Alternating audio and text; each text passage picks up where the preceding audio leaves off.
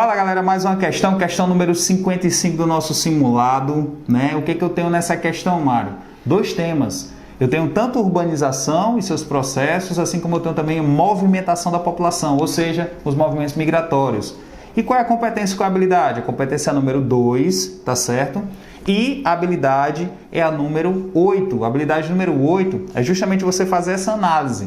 Não, Mário, mas espera aí, mas eu sabia que urbanização não é a habilidade número 8, mas apesar de eu estar falando de um fenômeno urbano, nós temos que identificar um movimento migratório relacionado a ele. Quando a gente responder, você vai identificar que de fato é a habilidade número 8. Ficar esperto aí nas habilidades do Enem, que ele ajuda muito na resolução de questões. A cidade de Detroit ainda pode ser considerada uma grande metrópole, em virtude de sua população e da influência na região, que é a grande característica aí das metrópoles, né? Além de serem cidades com áreas urbanas muito grandes, conurbadas, influência, polarização muito grande. Porém, as constantes crises que a cidade enfrenta, este caráter de metropolização tende a se reverter numa desmetropolização. Olha aí, ó, desmetropolização. O que é a desmetropolização, Mário? O processo de metropolização é quando as metrópoles começam a surgir.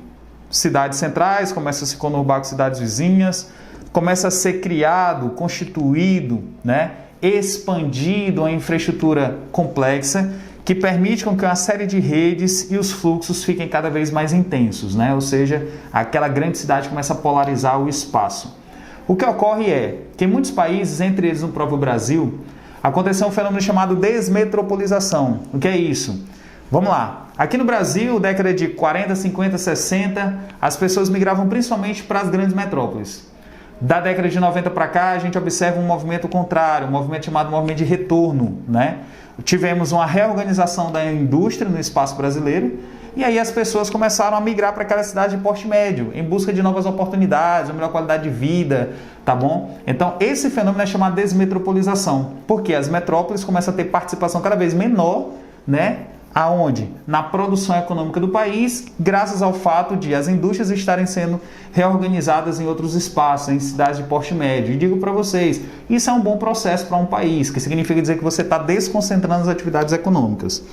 Se o processo de metropolização é marcado pela forte industrialização, que acarreta numa intensa urbanização e um fenômeno migratório em direção à cidade, Detroit passa por uma situação contrária, confirmando a tendência de desmetropolização, uma vez que as indústrias automobilísticas massivamente deixaram a cidade, ocasionando em desempregos e na dispersão dos habitantes, né? Ou seja, as pessoas têm a tendência natural a migrar para os lugares para onde esses investimentos estão indo. Os processos descritos no texto determinam uma mudança nos movimentos migratórios populacionais entre as cidades. É como eu falei para vocês. As pessoas migraram toda para um lugar. Quando aquela metrópole começa a perder investimento para outros lugares, a tendência natural é que as pessoas retornem, ou seja, voltem para os lugares de onde vieram, já que esses lugares passaram a crescer economicamente. O movimento que caracteriza a desmetropolização no Brasil e em grande parte é classificado como resposta. Tá clara, gente, ó. A gente vai marcar a letra D, migração de retorno.